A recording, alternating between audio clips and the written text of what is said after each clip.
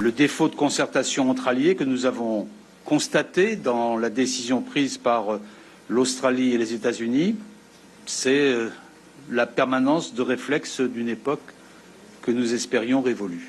L'alliance, c'est pas l'allégeance. Nous sommes dans une alliance, pas pour être sous-traitants et vassalisés.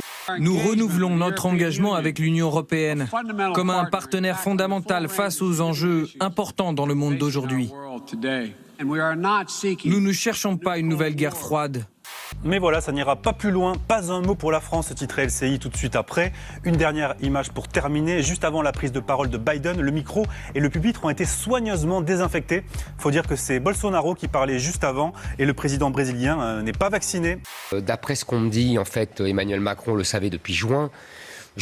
Vous savez, un secret à trois, on le sait dans la vie. Un secret. Voilà. Je pense qu'il n'a aucune chance d'être élu, mais parce qu'il suscite, certes, incontestablement, il a des électeurs potentiels, mais il suscite aussi énormément de rejet. France's response to the scrap diesel submarine deal has been, well, it's one of the most over-the-top acts of whinging I think we've ever seen. Paris has done nothing but throw their toys out of the cot. La France est méprisée par les États-Unis, par la Grande-Bretagne, mais ce qui est encore peut-être plus choquant, c'est l'absence de réaction forte de l'Europe.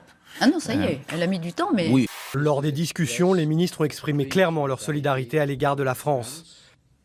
Cette annonce va à l'encontre des appels à une plus grande coopération avec l'Union européenne dans la région Indo-Pacifique. À quoi nous sert l'Europe? À rien. Voilà, à rien. Est-ce que les Allemands nous ont soutenus? Non. On a fait une Europe avec des Allemands qui sont en vérité soumis aux Américains et qui choisissent toujours les Américains contre nous. Cette rupture de confiance appelle des réflexions lourdes entre Européens sur la conception que nous faisons des alliances et des partenariats.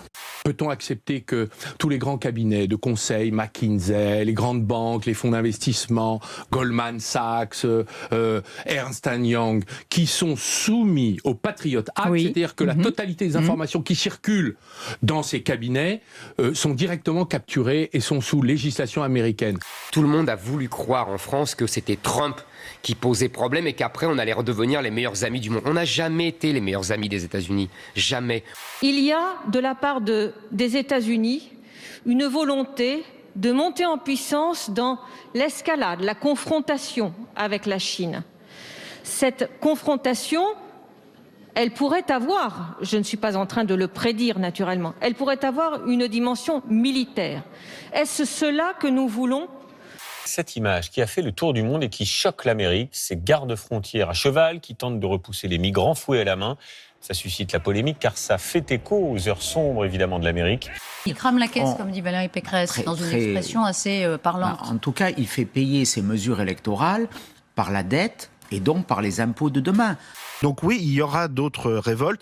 Un point commun avec la période d'avant la Révolution française, c'est qu'on accumule des dettes, parce qu'on n'arrive pas à faire payer les privilégiés au moment de la Révolution française, et ceux aujourd'hui qui manient le séparatisme fiscal. Elle trône devant l'hôtel de ville de Rouen depuis plus d'1 siècle et demi. Mais cette statue de Napoléon pourrait bientôt être remplacée par une statue féminine. Cernée par le magma, cette maison en feu s'effondre en quelques secondes. Comme elle, une centaine d'habitations a été détruite sur l'île, englouties par des rivières de feu et de roches incandescentes.